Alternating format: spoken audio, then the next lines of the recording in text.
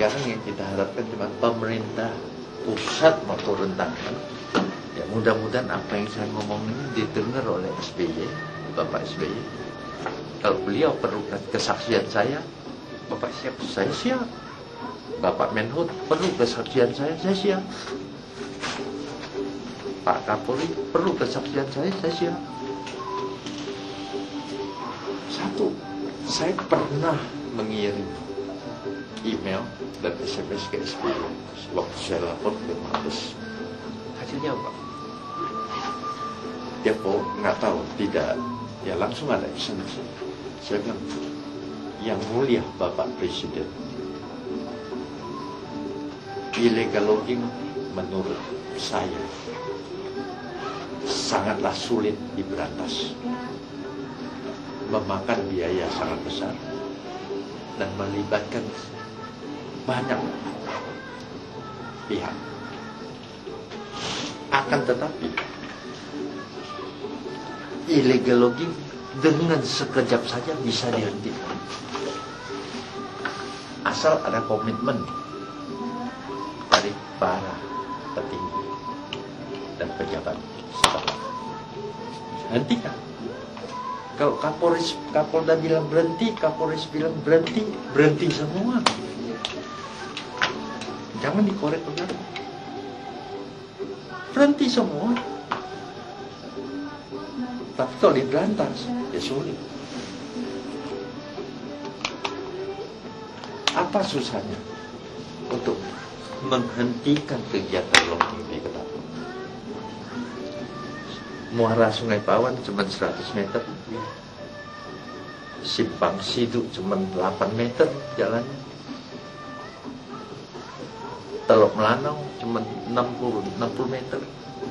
Semua kota, lewat kota, semua ada polsek, ada aparat di sana.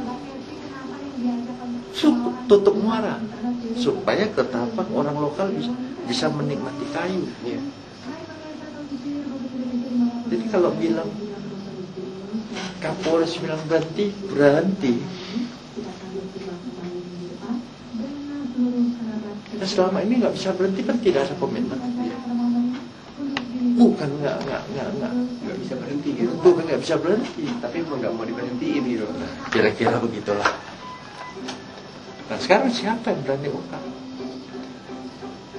Kalau saya orang yang melaporkan dengan bukti lengkap, dan setelah saya lapor Mabes Polri turun membuktikan betul itu ada, masih juga diperlakukan seperti ini, tidak ada orang berani lapor. Makin banyak oknum aparat yang makin jahat. Nah ini kembali lagi ke komitmen bangsa kita. Saya berharap terpilihnya Pak Cornelis jadi gubernur kita bisa membawa perubahan. Saya tahu persis sikap beliau. Beliau sangat komitmen, konsisten. Saya mengenal beliau dari kecil. Kami berteman dari kecil. Beliau juga anak polisi. Saya berharap gubernur yang terpilih ini, Pak Cornelis, bisa membawa angin segar lah untuk kepastian hukum di negara kita, khususnya di Kalimantan Barat. Kalau tidak,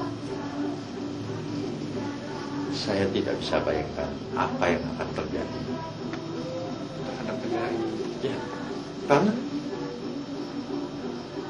bukan orang yang ngerti, bukan orang melanggar hukum, para pelanggar hukum justru oknum penegak hukum. Begitu parahnya coba. Kalau yang melanggar hukum itu orang tidak ngerti hukum, orang biasa dan sebagainya, itu masih ada obat. Tapi oknum penegak hukum yang melanggar hukum itu bagaimana obatnya? Contoh, saya dilarang bicara. Hukumnya apa? Nggak ada. Kita kembali ke zaman Jepang. Kita zaman penjajahan. apa maunya. Ya sekarang kembalilah ke kita. Sekarang berani nggak kita? Nah, kalau Bapak Presiden kita itu komit, Bapak Kapolri komit, Bapak Menhub komit, sementaranya beres. Tangkap cukup illegal logging, jangan tombalnya lepaskan. Tindak aparat yang bermain. Mudah-mudahan Pak, dengan adanya kesaksian ini kita bisa. Ya, kita perlu orang idealis. Kita perlu reporter idealis. Jangan ada kata kita di apa istilah semua berita bisa ditutup, diputar balikan. Nah, kita perlu orang-orang idealis untuk masa depan bangsa kita. Saya kira itu.